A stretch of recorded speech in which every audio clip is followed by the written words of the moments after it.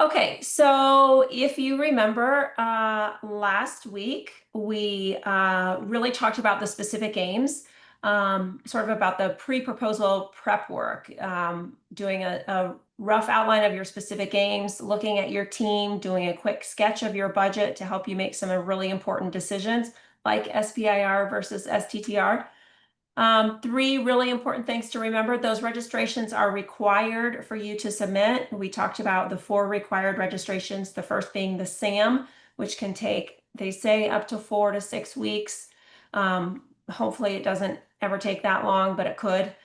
SAM is required, and you must do that before you do all the other registrations, and it needs to be active for 24 to 48 hours. Then the subsequent required registrations are ERA Commons, which can take up to 2 weeks, grants.gov, which is immediate, and sbir.gov, which is also immediate. I'm sure that I hope that most of us ended the session yesterday or last week realizing that a solid proposal takes a fair amount of time and planning to execute. And we talked about the importance of storytelling in your application as well. So why are these things important? Well, as I mentioned, you need to know early on whether you're doing an SBIR and STTR, and it can take a while to bring those research partners on and complete all of the required paperwork. So we need to get those things rolling early. All right, today we're going to quickly review the aims, which we talked about last week. Then we'll dive into the research strategy and spend the second half of the session talking about the budget and the budget justification. I'll stop periodically for questions. I know Dell will be monitoring the chat as well. And then hopefully at the end, I'll try to keep a close eye on time, and hopefully at the end, we'll have some time for some more questions. So remember from last week, the specific aims is essentially the heart of the proposal. It's limited to one page document. And from the specific aims, we shrink it down to get the abstract, which is 30 lines of text, and we shrink that down even further to get the narrative, the project narrative, which is 2 to 3 sentences. Going the other direction, we take the specific aims and sort of blow it up, and that's how we prepare the 6-page research strategy. Just a quick review, here's the order of information in the specific aims page. The first paragraph, we talk about the problem. The second paragraph, you discuss the current state of the art. Third paragraph, you introduce your solution. Fourth paragraph, you introduce the project and you enumerate your specific aims. And then the fifth paragraph is a summary in which we say what you'll have or know at the end of phase 1, what you'll do in phase 2, and a little bit about the commercial market. So now we're going to take that document and expand it to complete the research strategy, which is the main section of the proposal. And it consists of 3 primary sections: significance, innovation, and approach. And we're going to go through each one of those next. So remember, the top are those 5 paragraphs from our specific aims page. And we had the problem and the current state. And those 2 paragraphs we're going to expand upon to create the significance section. Then we had that paragraph, excuse me, that talked about your solution. We're going to expand that discussion, and that's going to become the innovation section. And then we had the paragraph that talked about the project and provided a summary, and those things will contribute to the approach section. Now, we cover a couple of other things in the research strategy section that aren't in the specific aims section. We typically have a paragraph on commercialization. I like to put it in innovation, but sometimes with storytelling, it works better in significance, and sometimes it works better at the end of approach. So remember, we've all talked about there's more than one way to prepare an SBIR, so there is room for variation. But we're going to focus on including that in the innovation section. I also like to do a subsection on the intellectual property position. That will go under innovation. And then preliminary studies, which are very important at NIH, will go under approach, as will a description of the team. So the research strategy is the narrative description or the story of how you get from your idea to realization. It really outlines the entire project. It is limited to 6 pages, following the same formatting requirements as all other NIH documents. And again, we have those 3 major sections. Significance is first, and you want that to be no less than a half a page and no more than just a little over a page. Next is innovation, which you also want to be no less than half a page and no more than a little over a page. And that's a section that in traditional research proposals tends to be very, very brief. And we actually expand a lot more on that in the SBIR proposal. And then the approach. Approach should be the largest section of all 3 sections. And ideally, we're shooting for about 4 pages of content there. So you can see that makes up the majority of the content. These sections align with major scoring criteria. We want to write this proposal in third person. This is also a little bit different than traditional research proposals. And the reason why well, there's a couple of reasons why it's so important to write in third person. First is that's sort of the gold standard in professional writing. Second is that there are often many partners in SBIR and STTR, and we know that there are requirements about how much money can go to each of those partners. And so by writing it in third person, we constantly remind reviewers who is doing what, so they can track sort of that division of money and effort on the project. And then the other reason is that we always want to remind reviewers that this is an SBIR application and not an R01 or an R21, and that the applicant is a company, an entity, not an individual researcher. You should include figures, tables, images, anything as appropriate. You can tell there's not a lot of real estate available, and they do take up a lot of space. So you want to make sure that that picture actually tells 1,000 words. It should be a very strong graphic representation of whatever you're trying to convey to reviewers. Use headers and subheaders and numbering to keep your text organized, and you'll see examples of that as I share the slides. And remember, we've covered this before, but do not use these sections or other sections to circumvent the page limit. So make sure that you cover all the required information under each section and don't sort of reference to another section that you've tucked that information in order to avoid the page limit. So the first section is significance. And again, this is sort of repeating those first 2 paragraphs of the specific aims page. We want this to be at least a half a page and about no more than 1 page. And we're really doing kind of an expansion or a deeper dive on the problem. We are really going to set the stage for reviewers, build some empathy, help them understand why they should care. What is this costing in terms of money or lives or quality of life? What are the shortcomings on the market now? And how does this potentially translate to other fields? This section is where I would expect to see the majority of your citations. So everything in here needs to be backed by a citation, preferably in peer-reviewed literature. So if you make a statement about current treatments on the market, result in only 40% cure rate, you need to be able to cite that statistic. So here's an example of a significance section. I believe this one comes from one of the publicly available samples on NIH's website. You want to label the section just like it's labeled in the guidelines, which a couple of years ago, I don't know, maybe 5 or 6 years ago, previously sections were numbered 1, 2, 3, 4, 5, and NIH has since moved away from numbering. And in the significance, in the research strategy section, the sections are identified by letters. So I can always tell when somebody's using very old guidelines or they're writing off of a very old application. They're kind of using that as a template because they number the significance section 1 instead of section A. So make sure you follow the current guidelines there. So you can see we have the title of the main document, which is research strategy. Underneath that is significance. And then this particular application even labeled further A1. And then they used that text to convey an important message as a subheader. So that is something that I really like to do, especially in the significance section. Now, the innovation section, I had a conversation with somebody about this earlier. I'm kind of particular about how I like to see this. Now, there's certainly more than one way to do this, like everything else there is. But over years of looking at summary statements from reviewers, I noticed a couple of things.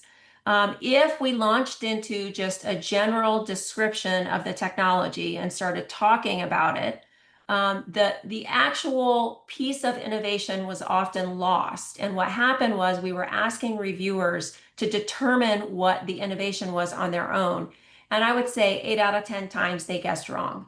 And so they would say, this doesn't appear very innovative. And really the problem was they had missed what the innovation was. So to counteract that, I have starting this section with a very strong statement, and we'll see an example of it, that says the innovation of this technology is, and it's just a one sentence statement of what you think the strongest innovation is that you're going to describe. And then after that, you can talk about some other innovative features and functions and some other, innovative approaches that you might have. But you need to really lead with the strongest piece of innovation, and so that reviewers are not left to guess what it is they're told right off the bat. The other thing that I think is really important here is that I typically do a subsection with a subheader that's called intellectual property position. And I think it's really important that you clearly share your intellectual property position with reviewers. If you have a patent, we list the patent, we say what it covers. If you have filed a provisional, we say that. If you plan to file, if your patent portfolio is managed by a law firm, we say that. If you're licensing from the university, you say that. Whatever it is, we want reviewers to know that you understand that intellectual property is important and that you have either invested resources in protecting that or will in the future. So I like to have that subsection.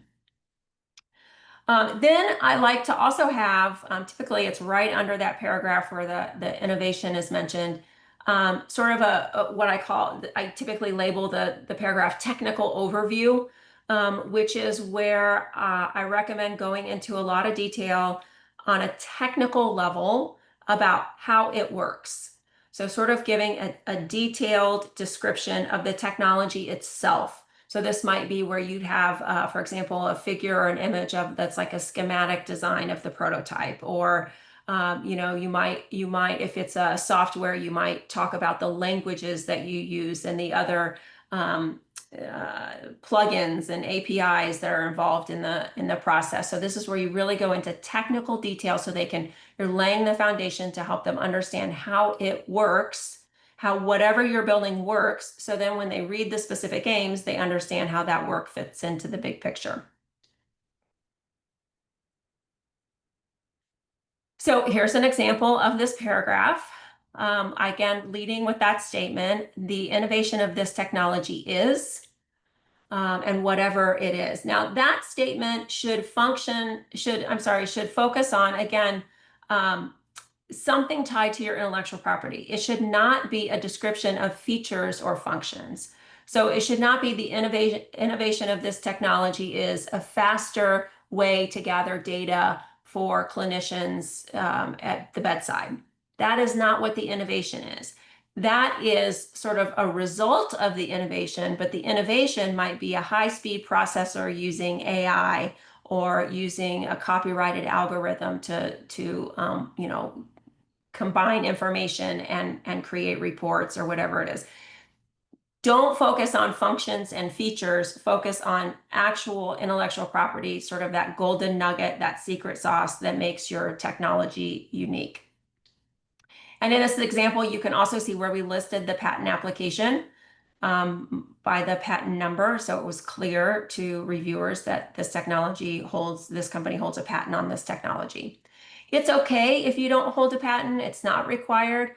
Again, the overall goal here is we're trying to express to reviewers that you understand the importance of intellectual property. You're taking steps to protect it wherever possible, and that you will pursue proper intellectual property protection as appropriate. Now, the next section is the approach section. So we've covered the significance, which we said is half a page to a page. We've covered innovation, which is half a page to a page. And now we're rolling into approach, which we said should be the longest section of the proposal, about 4 pages. Now, approach can actually be broken down into further subsections. The first section in approach is preliminary studies. The next section is phase 1 work plan, and the final section is summary. And I do separate those out. The approach section is section C, so I do C1 preliminary studies. I do C2 work plan. I do C2-1 the team, C2-2 specific aims. So I do break those down even further.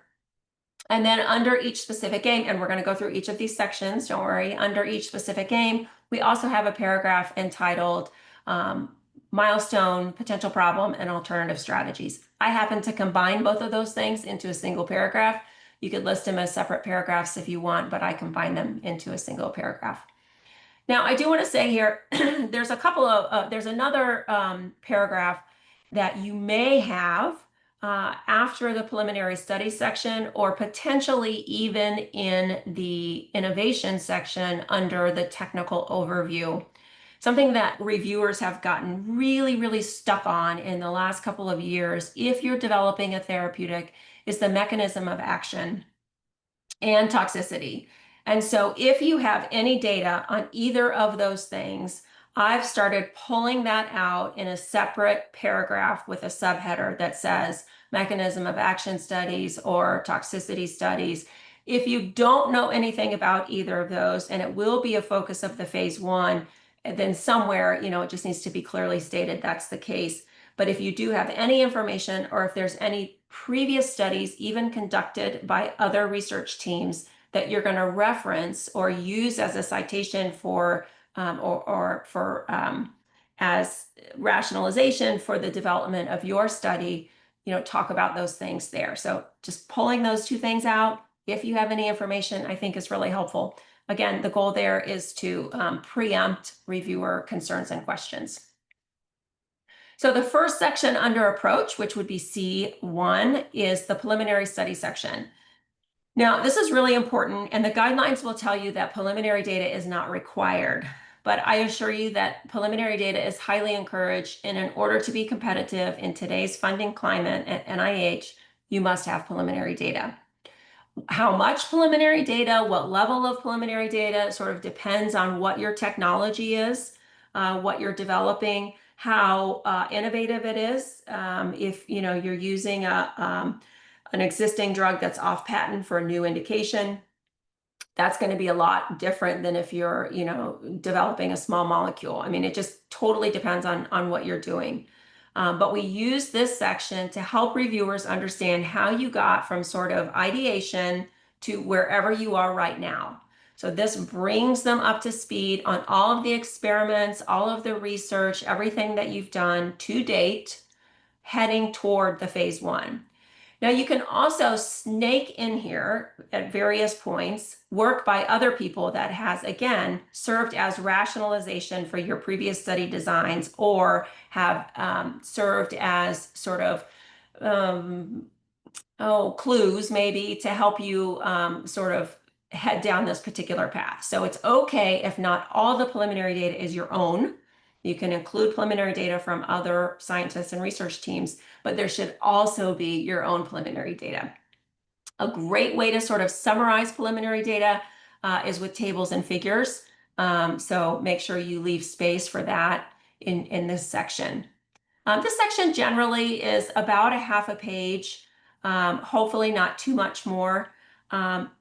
When I read proposals, I find this section tends to be longer than it should be, because people are forever more comfortable talking about what they have done already instead of what they will do. But the primary focus of your approach section should be on what you will do with NIH money, not necessarily what you have done. So we've got to find a way to artfully include as much information as we can to convince reviewers you have reason to believe the project will be successful. That's what we're doing with the preliminary data, is helping them feel more comfortable reducing risk. And then we spend the majority of our time talking about what you will do. Oh, I think this is important too. The preliminary work should inform the proposed work. So, for example, you can't really spend that whole section talking about, a software that your company designed. And in this particular SBIR, you're going to develop a medical device or a therapeutic. Let's do that. Let's say that instead. Those two things really kind of have to go together. You could talk about previous therapeutics that you've developed and the path that you took and the things that you learned and how those have influenced the path that you're taking for this therapeutic.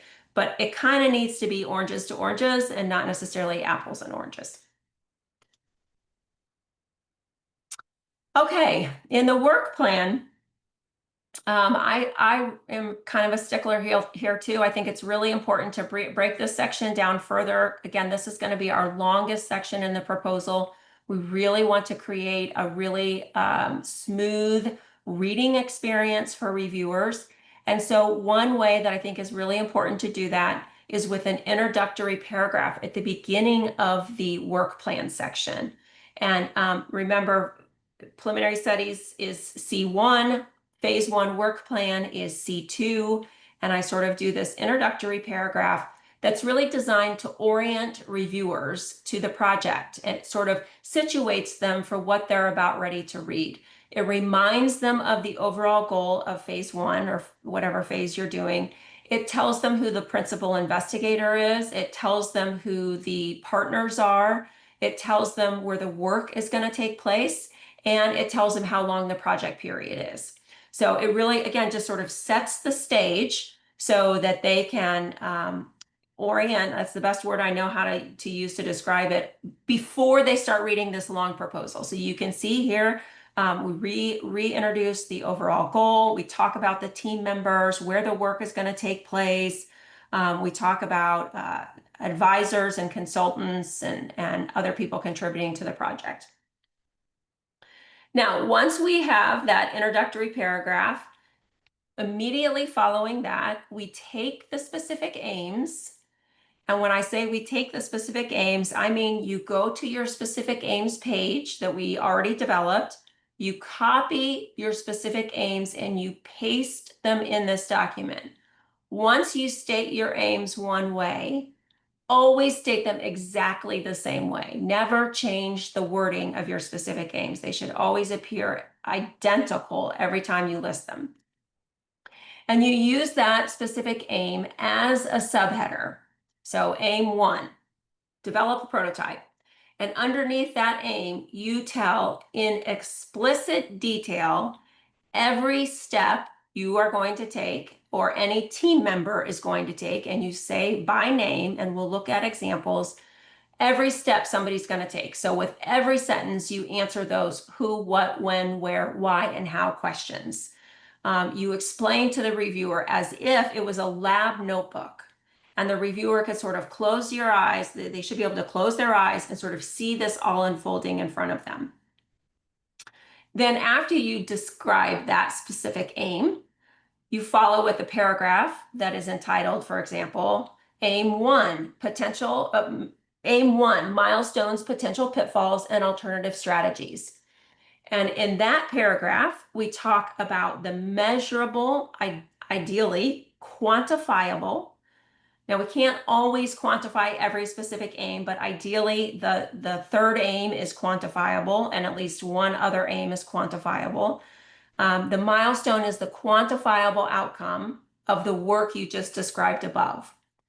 Then we discuss a couple of things that might go wrong and what your alternative strategies would be if they do go wrong. And really try to think like a reviewer here.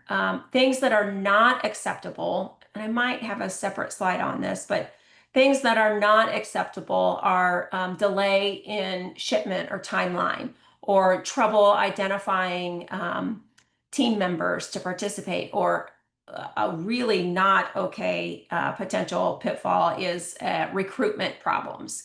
Reviewers do not want to hear about recruitment problems or delays in timeline. What we're really looking for here are technical problems that might happen.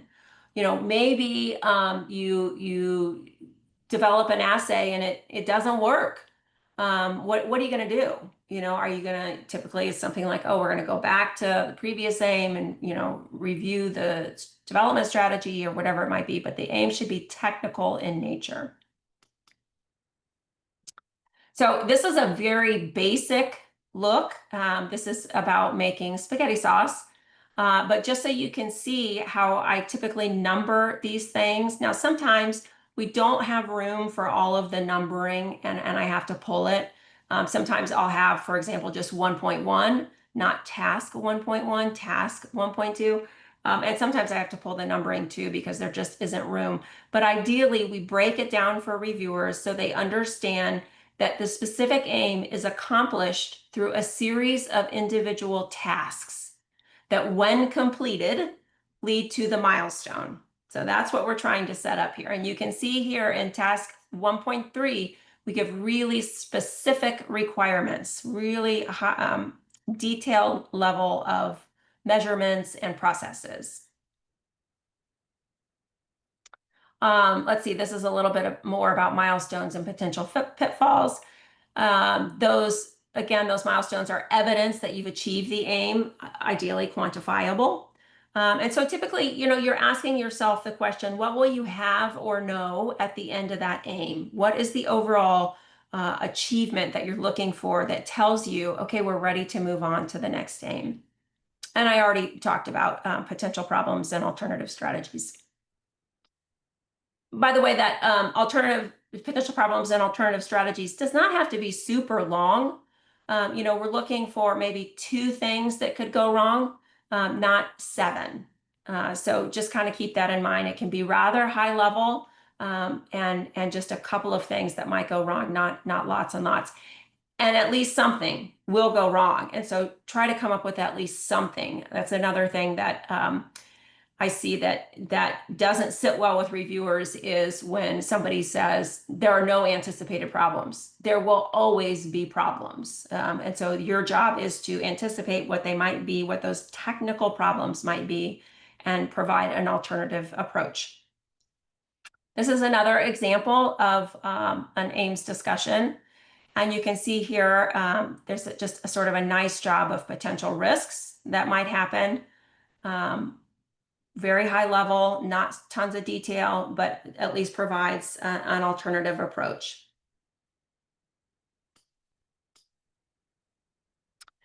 And then section C3, I entitle Summary.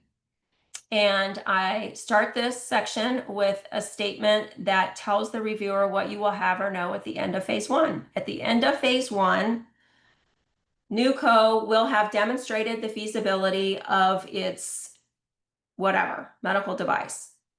Phase 2 will focus on, and we tell the reviewer a little bit about what they'll focus on in phase 2. And then provide a timeline and summary of the phase 1 work. And this is all you need. In fact, the less complicated your timeline, the better. So something very, very simple like this, it does not take up very much space. It tells the reviewer everything they need to know. The aim, the timeline, and we did this one in quarters instead of individual months, and the responsible party and the milestone, what you'll have or know at the end of that aim. Now, the other thing that I sometimes include here is that paragraph on commercialization. But as I mentioned, that paragraph could go 2 other places depending on your storytelling. It could go, sometimes it fits very nicely underneath the intellectual property position paragraph in the innovation section. Sometimes it fits very nicely in the significance section. At the end of the significance section, we sort of do the problem with the current state of the art, introduce the company solution, and then talk about commercialization, then move into innovation. So that section about commercialization can go anywhere, but it needs to be in there. And there are many places where it's appropriate. And that paragraph should cover sort of the basic things. So what's the market size? Who's your potential customer? And remember, I think we've learned in this workshop, sometimes we have a customer, a payer, an end user, and a buyer. And you might have all those different parties involved here. If so, make sure that you explain who all those people are to the reviewer. And then a summary of your competition. So what are your points of distinction from the competition? What's your value proposition? And then sort of your end goal here. Are you going to ramp up and become a pharmaceutical company, or are you looking for acquisition with a strategic partner or licensing? So give the reviewer an understanding of where you're headed, what path you're headed down. Here's a look at a commercialization paragraph. And honestly, this is enough information right here. You don't need a lot more than this, but you at least need this. And remember, the approach section is the most important section. And so we don't have a lot of real estate to dedicate to commercialization. So a paragraph or two maximum is all you need.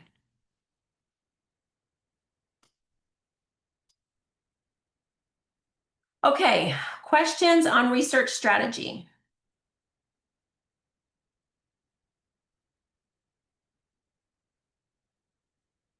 Hi, Chris. This is Praveen. I have a question on preliminary data. Yes. So, is there a time like suppose after your application, is it possible to add on the data, or is it like a hard deadline? It is a very hard deadline. There are a couple of things that you can submit as post-submission materials. They're very specific. You can, for example, if you have a journal article that is in press or headed to press at time of submission, you can submit that afterwards for the reviewers to see. Or if you had a publication that wasn't even included on your bio and you've since, gotten one. But most things that you include post-submission, you must make the reviewer aware of, or the scientific review officer, the person who oversees your study section, aware of at time of submission. So one thing that you are allowed to submit post-submission is a video, and this is often really, really helpful for devices, as well as I've used it a lot for software. And so, so we can do like a mock-up, like a screenshot and showing somebody going through and using the software. But if you're going to submit that video, there are requirements in the guidelines about how to do post-submission material. You have to include a letter that includes a link to the video showing essentially the video is prepared at time of submission. You have to mention it in the actual proposal. And then you have to send it again to the study section review officer at time of when they send out the email about post-award submission material or post-submission materials. And reviewers are not required to look at any of it. It's offered as an option for reviewers, but they're not required to view any of it. But you cannot just submit preliminary data later. No. Okay, thank you. We do have a question in the chat, Chris. Okay. Dong asks, if we complete prototype validation, what kind of stage should we apply for? Still phase 1 or skip to phase 2? Yeah, good question. I think, you can always find something to test the feasibility of for a phase 1. Direct to phase 2s are really competitive, and you have to have an extensive amount of preliminary data to be competitive for a direct to phase 2. And you have to be able to prepare a 12-page commercialization plan, which is a pretty heavy lift. And so what I would suggest is that you use the prototype that you have already as your preliminary data, and then you use the NIH money to further develop or test the feasibility of a particular element of that. So it would sort of depend on what your technology is, but for most people, going phase 1, phase 2, phase 3 is the best option.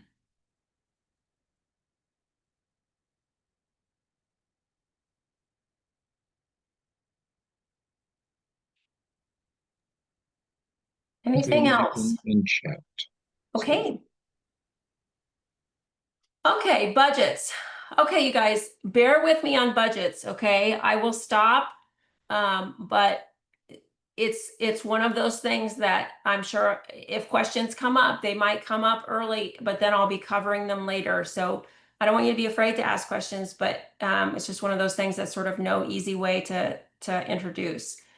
So does the budget really matter? And the answer is yes. The budget should be considered supporting evidence for your proposal. So those two things should tell the exact same story.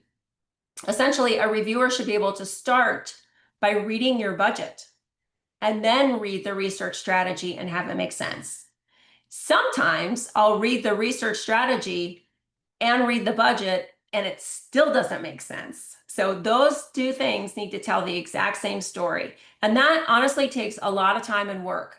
So do not save the budget till the end and rush to get this done. This is really important. It really gives the agency a roadmap for how you're going to spend the money and helps establish sort of some fiscal responsibility. And as I said, it's another way to tell your story. I think the budget is another good reason why you should do a phase 1 instead of a phase 2. Managing a federal award takes time and energy and money. It takes resources to manage a federal award and to ensure that you can meet the requirements and follow the spending, the rules and regulations that are in place. And so a phase 1, your risk is relatively low, and the government, their risk is relatively low. So, you're looking at an award of about $350,000. After you do that, then your company can assess, yeah, we can do that. We're okay with that. Or that was such a pain in the ass, I don't ever want to do that again. Because the phase 2 is typically upwards over $2 million. So the difference between managing a federal award of 300 and change and $2 million is substantial. And so that phase 1 should also be sort of a test for you as a company to determine and make sure that you really want to receive federal awards. So, you always want to map your experiments and your money to your specific aims. So everything goes back to the aims, and whatever you're saying, people, money, trips, consultants, experiments, everything needs to be able to tie to those specific aims. A couple of important things to keep in mind as we talk about the budget. The company is always the primary applicant. The company is the one preparing the main budget. The company is the one submitting the application. Subaward sites or research institutions prepare a subaward budget that is a single packet that becomes a line item in the company budget. So the company is always the primary applicant. The budget is negotiated at time of award. You will hear me reference this several times in this section. If negotiated at all.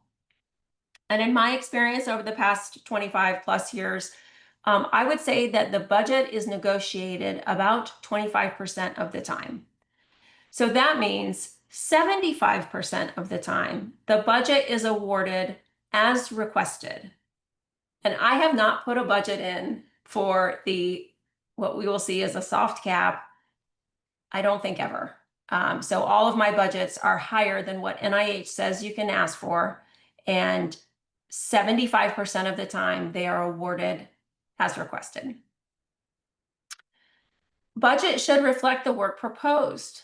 That sounds really obvious, but it's apparently very challenging for people to get their budget to align with the work proposed. And so, for example, if you are building 5 prototypes, your budget should include the materials and supplies for 5 prototypes. If you say you're going to work with an FDA consultant, your budget should include money for an FDA consultant. If you say you're going to go to a site and meet with your collaborators 3 times over the project period, your budget should include travel expenses. Those things all need to align. And we talked about before that little arrow of, your work proposed should be consistent with the goals of the program and the phase that you're applying to. So you're not going to submit for a 7-site clinical trial that's 2 years long for a phase 1. That is not within the scope of a phase one project. Phase one is focused on feasibility. So you could submit a 2-site usability study where people hold the device in their hand and give you feedback, but don't use it. That you could do for phase one, and that's within the scope of phase one, but not a 7-site clinical trial.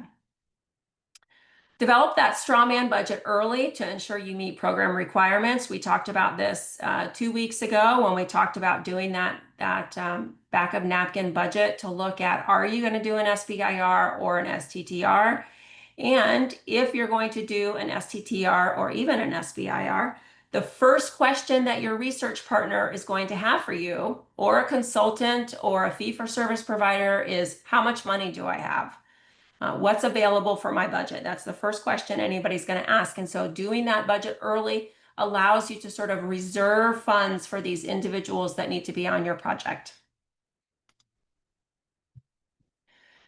Each institute and center establishes their own budget ranges. Now, they have NIH issues a normally not to exceed. That is under the SBA, Small Business Administration, statutory limitation, which for phase one is currently $314,363. Phase two is a little over $2 million, which they like to see as about $1 million per project year, and the average phase two is 2 years. Now, some institutes and centers allow multiple year phase ones, some allow 2-year phase ones, some allow 3-year phase ones, some limit it to just a 1-year phase one. Avoid asking for a multi-year phase one just to get more money. And they typically have a cap on it, like it might say, up to a 3-year phase two with a hard cap of $500,000 across all years. So it doesn't always translate to that much more money, but don't extend your project just to get more money. Ask for the project period and the budget that you need to do the work that you're proposing. And these are indirects and directs together. These are what we call all in. So sometimes in research proposals, you talk about the budget limit, but it's just on direct cost. It doesn't include the indirect cost. But here, these are all in numbers. Now, NIH has received a waiver from the Small Business Administration to exceed these totals for specific topics. There are over 30 pages of waiver topics, and the waiver topics are very, very general. So almost every project can qualify for a waiver. However, the details on NIH budgets are still very murky and vague. And by the way, just as a reminder, we're only talking about NIH here. Every other agency is different.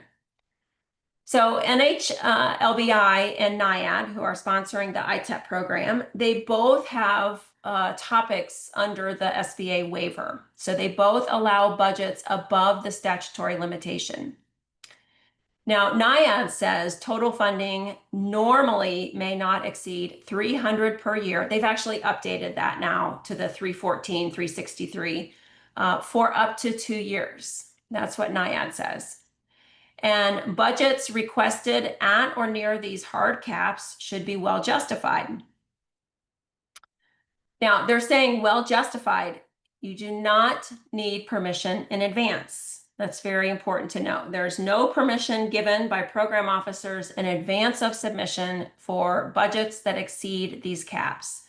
Remember, budget is always negotiated at time of award, if it's negotiated at all.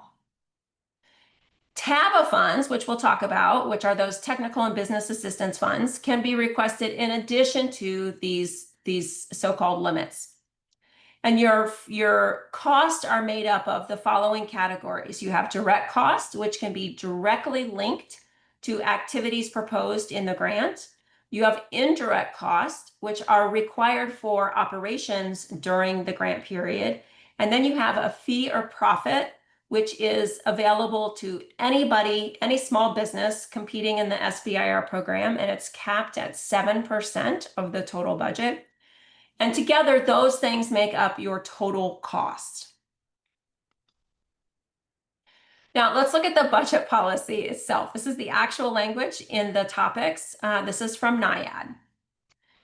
So NIAID says that For proposals that address an approved topic, NIAID will allow phase 1 applications with budgets of up to, we know that's now 314, 363, for up to 2 years. Requests for these budget levels must be very well justified.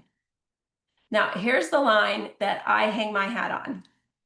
In all cases, applicants should propose a budget that is reasonable and appropriate for the completion of the research project.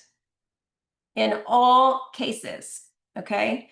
Now here, then it tells us that NIAID staff cannot provide prior approval to exceed these hard caps.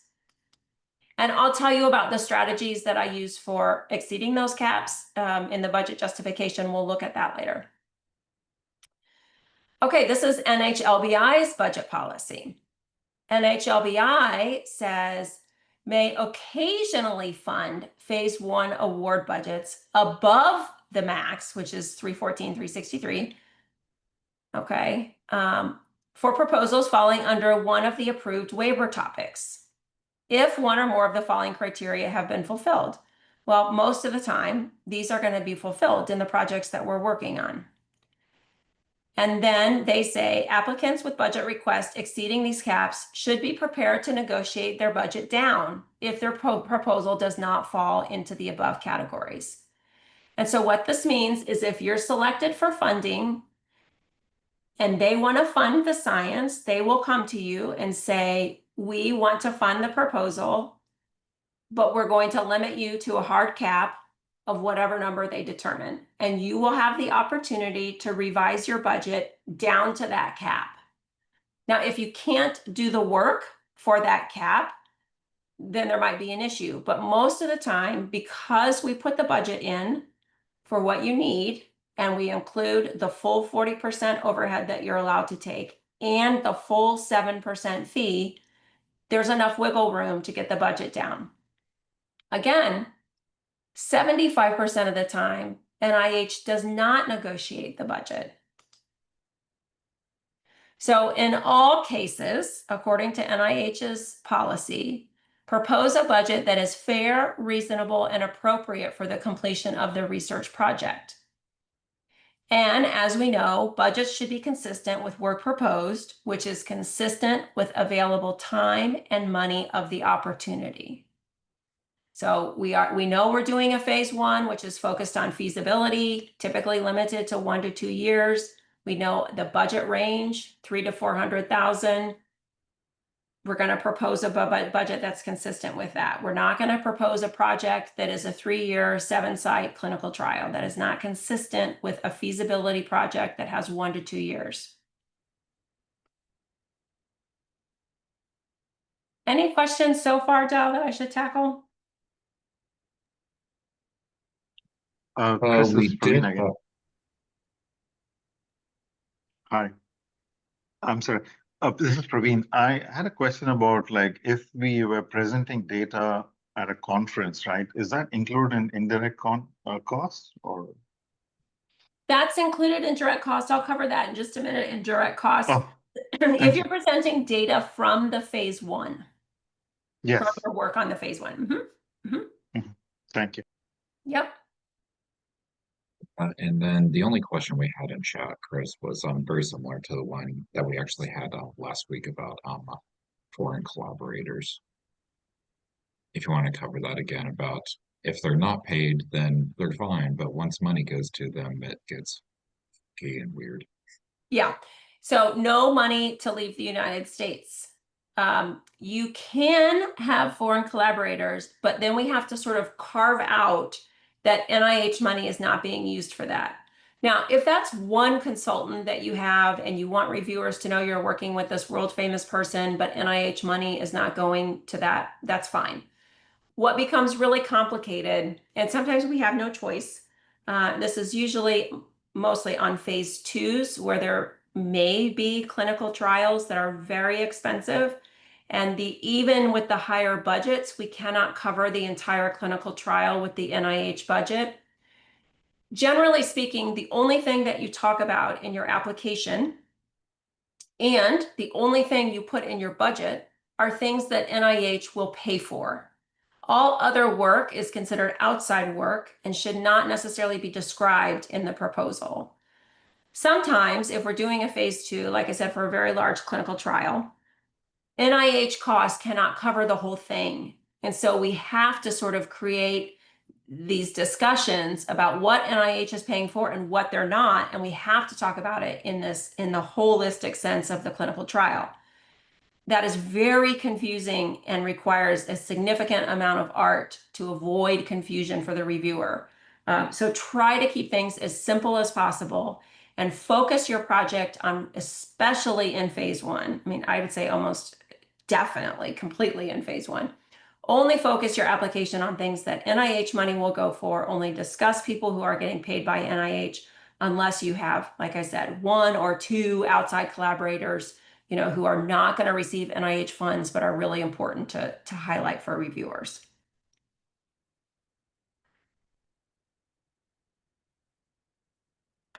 Okay, we're going to talk about each of these types of costs individually, but you can see this continuum along the bottom. We're going to go from the most unrestricted cost, okay? And we do not cut that cost in the budget. If we need to make cuts in the budget, we do not cut here. Everybody is entitled to 7% fee. And we take that on the total direct and indirect cost, the total cost of the project. We take 7% of that and we tack that on as a fee or profit. Everybody is entitled to that. Statutorily, it is in the statute. Do not cut it. Ask for the full 7%. And the reason is it is completely unrestricted. So things that you cannot use typical SBIR money for, you can use your fee or profit for. You do not need to seek NIH approval for how you use that money. You don't need to report on how you use that money. It is completely unrestricted. Let's say you want to file a patent application. You cannot use SBIR money for filing a patent, but you could use your profit for it. You cannot use SBIR money to take your entire staff to Punta Cana, Dominican Republic, but you could use your profit for it. It's literally completely unrestricted, so never cut that. Most of the time, that money becomes important as a stopgap in between phase 1 and phase 2, that downtime that you might have. Or it's great for unexpected expenses or cost overruns with some partners or some engineering. Engineering always runs over budget. So we sort of hold on to that money in a little nest egg and are able to draw on it as you need to. If you have it left over at the end of the project, it belongs to the company. Now, a little bit more restrictive are indirect costs, and we can cut there if we need to. You are entitled to, or you're allowed to request, the 40% is NIH's de minimis indirect cost rate. The company can request, and we will look at indirect costs specifically in just a minute.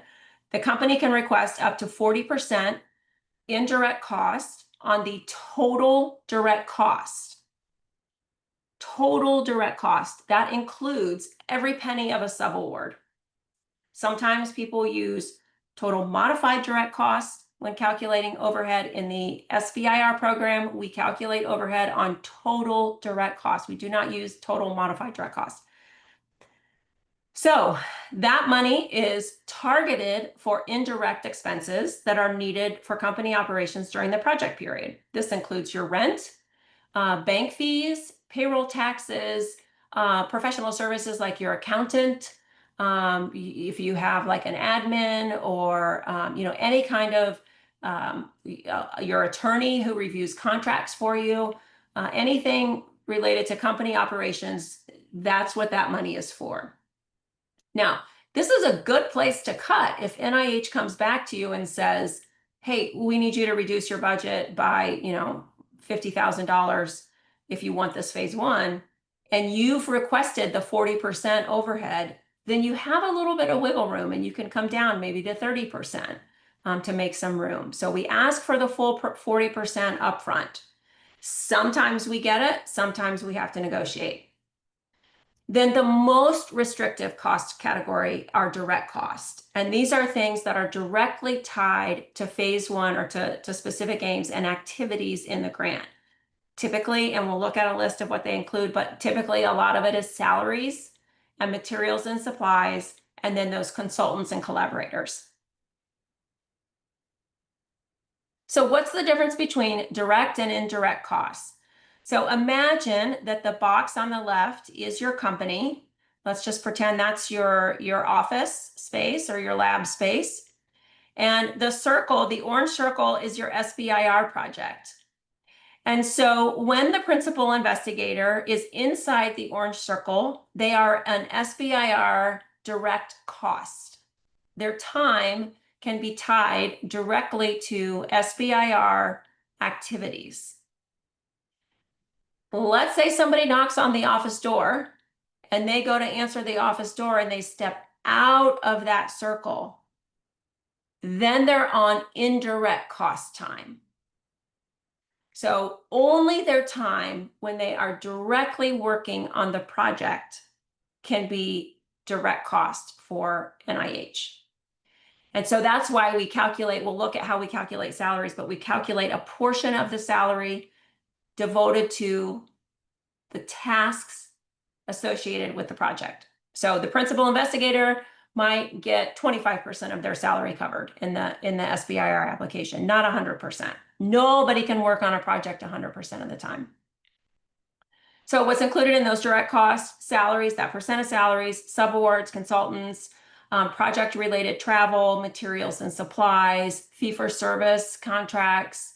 And then the indirect are things like rent, general travel. Let's say you're going to a conference, but you're not presenting your phase one results, but you're maybe going to make some contacts for potential research partners. That would count. Office supplies, general consultants, not specific on this project, utilities, professional services, rent, all of those things. Those are all indirect expenses. Let's see, I just covered that. Yeah, I've covered all that. Oh, one thing is how we distinguish between a subaward and a fee for service. A subaward is to a research institution who typically charges an overhead rate. This is one way that you can use to decide what category do I put somebody in. If they're requesting an overhead rate, it's typically a subaward. If they're saying, we're going to charge you $100 per slide and we are going to read 10 slides for you, that is a fee for service. So those are two different ways at looking at cost categories within direct cost. So those direct cost categories include senior or key persons, which are W-2 employees. Masha, I see your hand. I'll get you as soon as I finish this slide. W-2 employees. These are not 1099 contractors. You must have W-2 employees on your project at the company. Key persons are required to attach an NIH biosketch.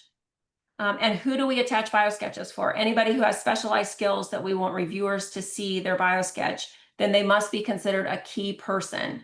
That's the only way we can attach their biosketch is if they're a key person. We calculate their salary in months of effort. So if it's a 12-month project and they're going to be on the project 25% of the time, then we look at, that's 3 calendar months. And if they get $100,000 per year, that's $25,000 requested from NIH. Then we have other personnel, and those are personnel where we don't attach a biosketch and they do not have to be named. So if you, for example, are going to hire a lab coordinator or a software developer or a coder upon award, that would be in other personnel. These are individuals that don't necessarily have specialized skills, but they're important. They have a assigned role on the project. Equipment is defined as any single item valued at over $5,000 with a shelf life greater than 1 year. So this means if you're going to buy a laptop, that is not equipment. If you're going to buy an autoclave, that is equipment. and equipment is generally not permitted in phase one. It's definitely not permitted in phase one at National Science Foundation. 99% of the time, it's not permitted at NIH. Travel must be directly related to the project, so you can't just go to a trade show and schmooze. That would come out of indirect costs, but direct cost travel requests must be directly related to the project. All right, Masha, go for it. Chris, I would like to better understand the difference in the eyes of the reviewers between the fee-for-service and outsourcing. In my case, I'm outsourcing the animal study with my compound to test how well it works in the animal model of a given condition. And I am also giving my compound to a vendor that will create antibodies for me. So my capabilities in the lab are not allowed to do it in-house. And so in spite of this, so the fee-for-service, how I see it, is considered when I give my compound to a vendor and they provide me with the antibodies based on the administration of it into animals. So why in one of my proposals, it was considered as outsourcing? Okay, that is a great question. So unfortunately, there's no consistent rule on what's considered outsourcing. So sometimes, and I'm talking, this varies by program officer to program officer, and from reviewer to reviewer, and from agency to agency, and institute and center to institute and center. Sometimes they only look at subawards as being the outsource. Sometimes, for example, at National Science Foundation, any money leaving the company is considered outsourcing. So there's no consistent rule at NIH about what's included in that. And so we have to play a couple of careful we have to use a couple of careful strategies. The first is we have to make sure that the cumulative total going out the door isn't excessive and doesn't sort of raise the hair on the back of the neck of a reviewer. Now, reviewers are only asked to comment on, is the budget appropriate for the work proposed, or is there any overlap? Sometimes they comment outside of that, and sometimes, very often, they don't really know the actual budget rules. Like I just saw a review where they said, this company believes for some reason they're entitled to a 40% overhead rate. Well, they are statutorily. So the reviewer doesn't know the rule. So because there's no real clear rule on that, again, we have a responsibility to make sure there isn't too much going out the door, that it raises the hair on a reviewer.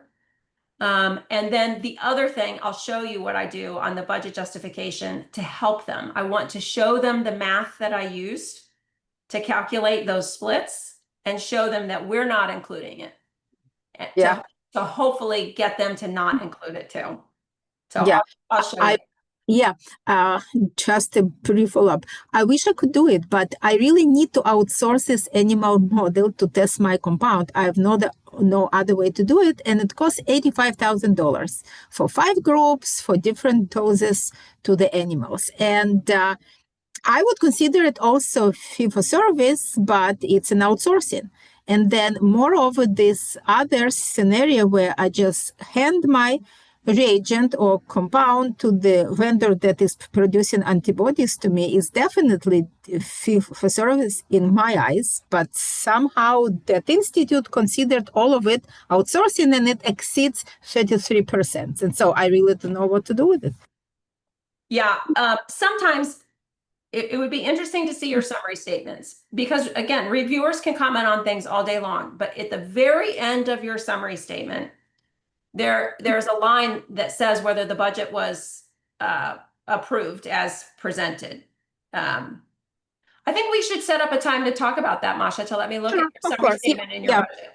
Yeah, sure. Because reviewers complain about a lot of stuff, and then the budget will be approved as requested. Mm-hmm. So, but we'll look at that offline for sure. Thank you so much, Chris. You're welcome. Okay, direct costs. The next category of other direct costs are other direct costs, which all of these things are included in other direct costs. Materials and supplies, publication costs, consultant services. We really don't use ADP computer services, subaward and consortium or contractual costs, equipment or facility rental or usage. I don't use that line if I'm doing core facilities or facility rental for a specific piece of equipment. This does not refer, you cannot request rent as a direct cost. Rent has to come out of indirect costs.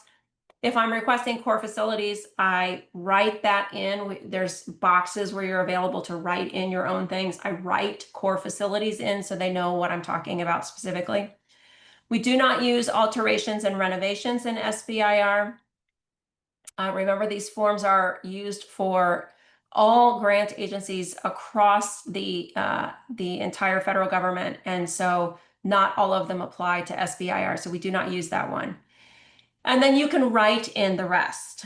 So typically I will write in fee for service, animal testing, TABA funds, you write in TABA funds.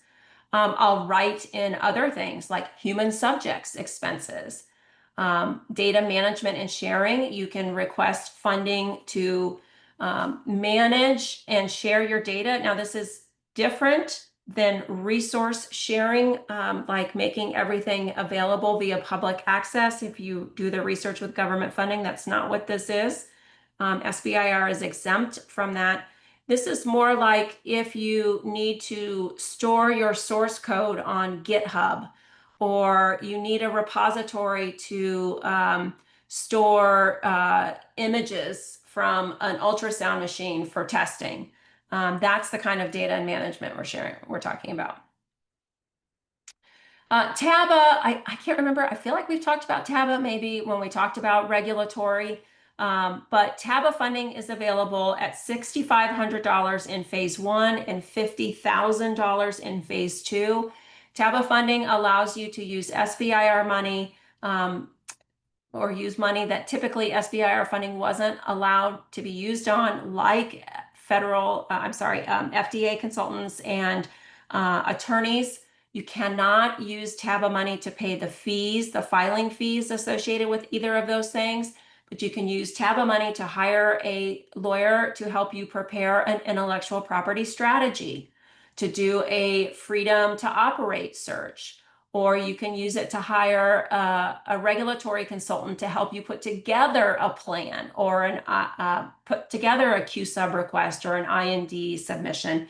You cannot use it for the fees, but you can use it for the preparation and the strategy. You can also use that money for solving technical problems as well. Customer discovery is a great way to use that money. Actually, Foresight, who's putting on this program, offers a TABA-supported customer discovery program that's great. It gives you lots of information about competitive landscape and the market, and it's great for including in your phase 2 when you go to do a phase 2. This is just a look at the policy on TABA. At NIH, you have 2 options. You can request your own vendor at that $6,500 per year. You must include the request at time of submission. If you do not include a request for TABA funding at time of submission, and by the way, that provider needs to be outside of your company, it can't be used internally. If you don't include that at time of submission, then you have the option to participate in NIH's TABA-supported assessment report process, where you submit an application via email, and you can participate in this process that results in this assessment report at the end, which can also be used for your phase 2. For TABA, this is the write-in lines in the budget. The budget form will only accept TABA funds if you include the words technical assistance. You can include it on any write-in line, and then the $6,500. So you must actually type in technical assistance to get your TABA funds eligible.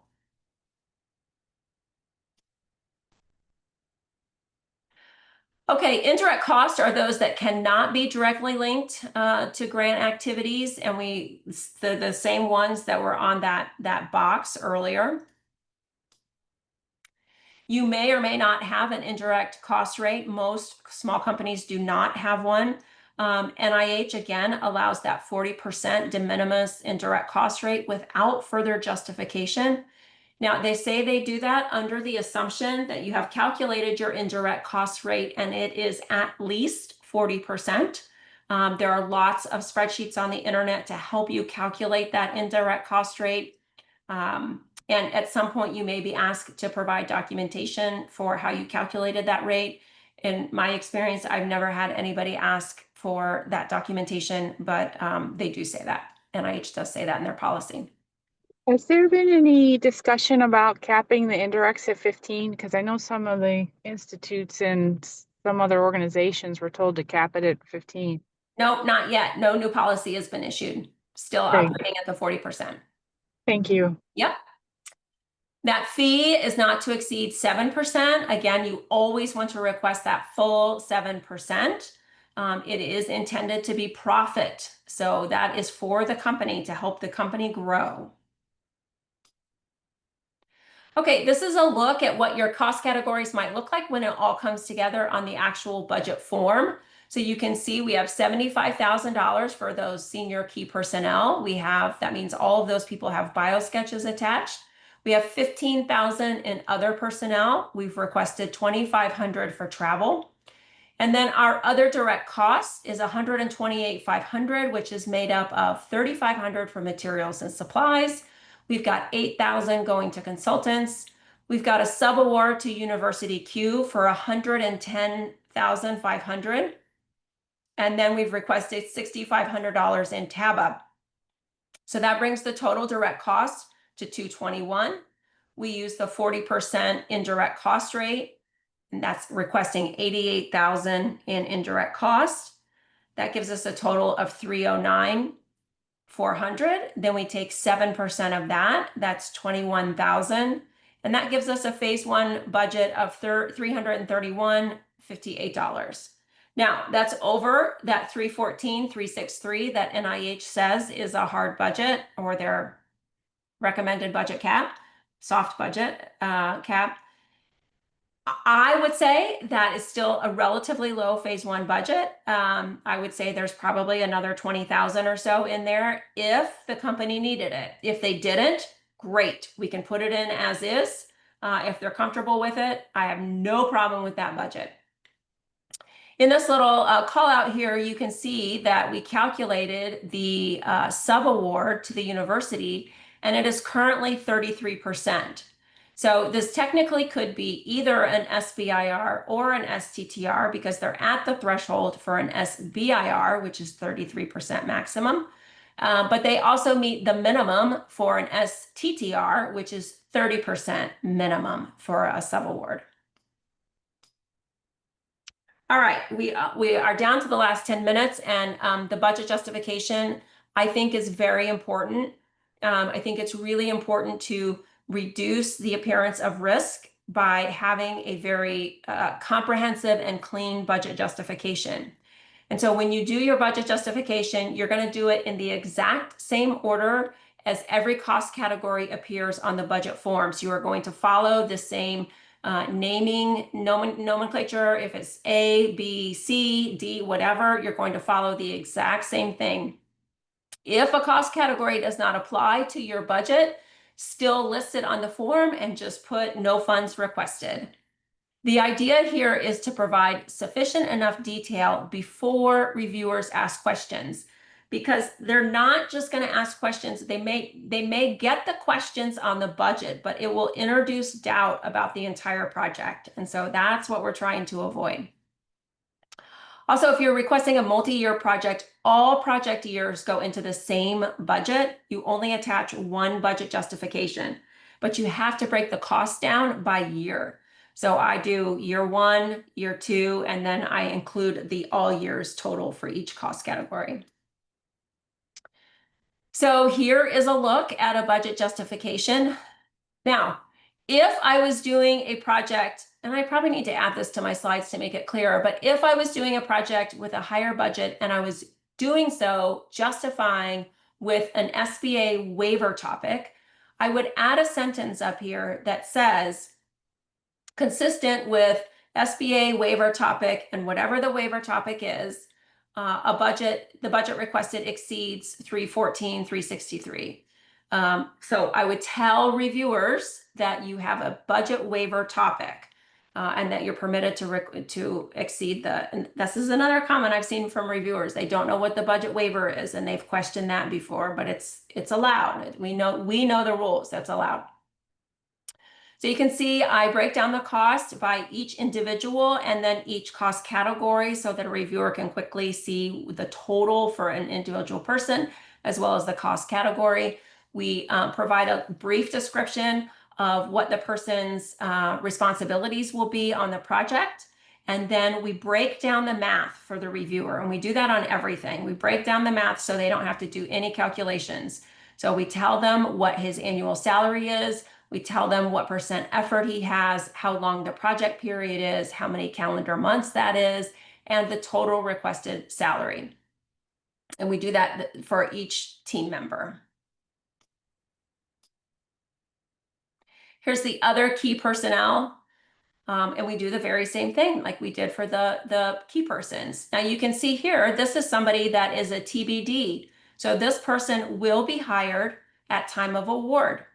Now, because hiring delays are something that reviewers seem to really kind of get hung up on, one thing that we do here is if you have a staff person that's TBD, I include a brief description in the budget justification of what their qualifications would be and where you're going to find them. So, I say here from the surrounding Indianapolis community, which offers access to a large pool of qualified applicants from this mid-level position. And then we say the salary and the time, just like we did for the other people. Travel, you can see I break out all the travel costs. And here I reference that I get my travel numbers from the GSA travel schedule. Well, it's not going to be the 2002. You'll use the current GSA travel schedule. But that gives us the recommended price of a hotel as well as the per diem for every city. So you can just enter where the conference is and you can request the hotel rate and the per diem. If you don't know where the conference will be or what conference it will be, you can just sort of use general estimates. You can see here, I say conference will be selected during the project period. Sometimes we include and say, for example, National Association of Geriatricians or, whatever the national conference would be to help reviewers understand what conferences those might be. Materials and supplies. I like to do a table. If this was a multi-year grant, I would have year 1, year 2, all years.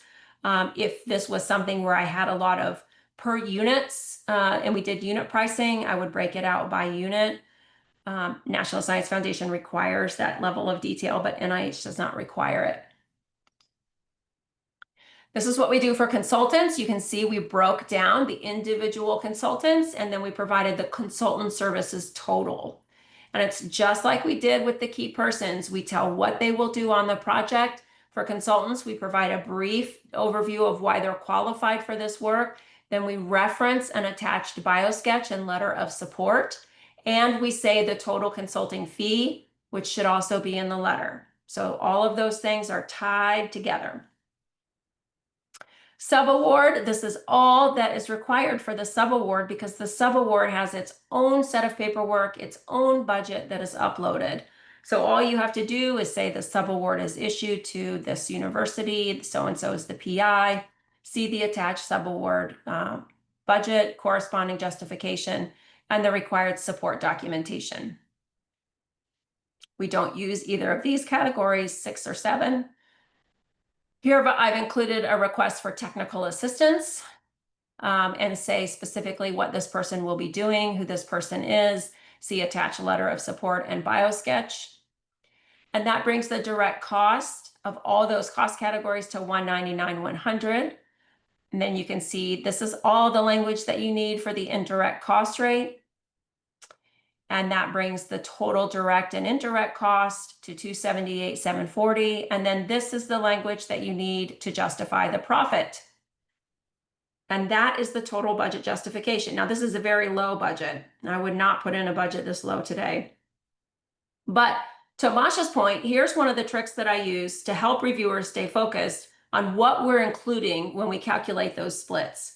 So I make a little table and I include the company and then the university, and everything that I'm not including in the split goes under the company, and then only the university goes under the split. So here you can see the company is doing 63% and Best University is doing 37%. So this would have to be an STTR, but we're telling the reviewer how we calculated and what the splits are, trying to not let them get distracted and think on their own. We want to tell them how we calculated that.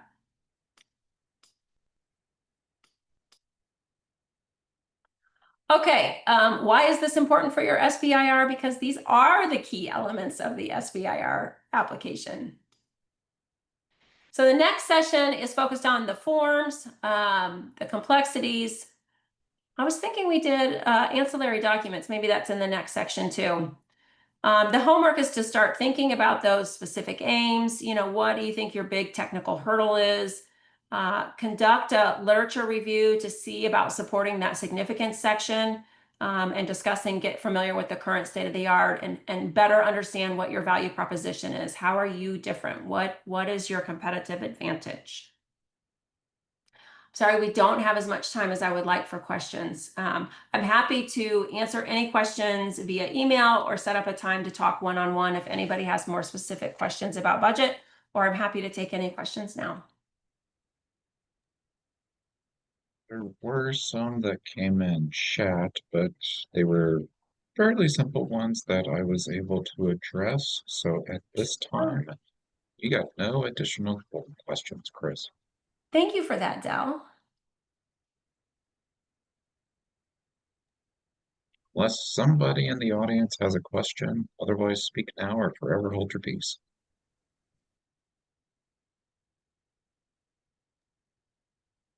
Chris, this is Praveen. Uh-huh.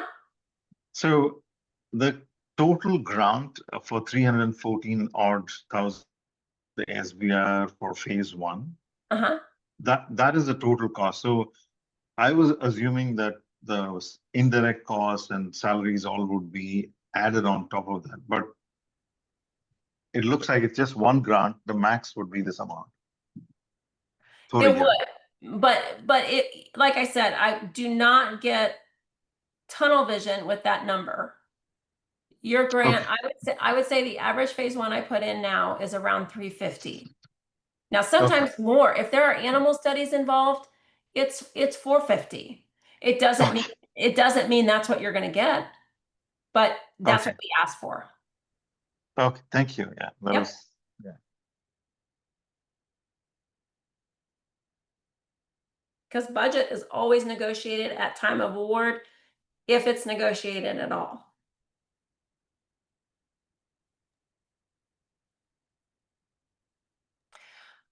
Okay, well, I Thank think you so much. you're welcome. I think I have one more session next week, and then maybe it goes back to you, Del. No, you have one more session next week, which you do cover ancillary forms as well as I Okay. think that's when you go through the clinical trial stuff. Yeah, okay. And talk about, you know, the clinical phase one versus an SBIR phase one and all that stuff. And then after that is the next week after that will be Arsh, who will talk Arsh, about okay. equity funding, and he will show some examples of some pitches and things and how a couple of biotech slash health tech companies have been funded through Series A. And then That's a after good one. that is our week 14, where we kind of did a summary and get people prepared for your presentation, which as of this moment looks like they will be tried to be scheduled the week after that. So everybody put on your thinking helmets and strap on your boots because you're about to get in deep. Yeah, and Constantine did say he's getting ready to the list, the sign up for the final presentations, I think is in the works. Is that right, Del? Did I understand that correctly? Yes. Okay. So And I that always let people know, there will be a message both in Slack as well as an email as soon as that list is released. It is a first come, first serve. There are only a set number of slots, which will match the number of participants we have. So if you see a very specific slot, grab it. It cannot be guaranteed that it will still be there the next day or even, in that next hour. I will say if you are like the vast majority of people that we have signed up for slots over the past 2 years and 4 cohorts, and you want to wait until the very last day and the very last minute, those go first. So you want to be one of those people that presents last, sign up first because those disappear quickly.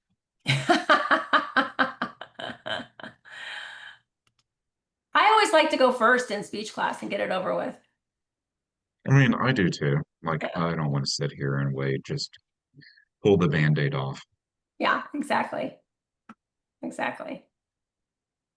All right, cool. See everybody next week.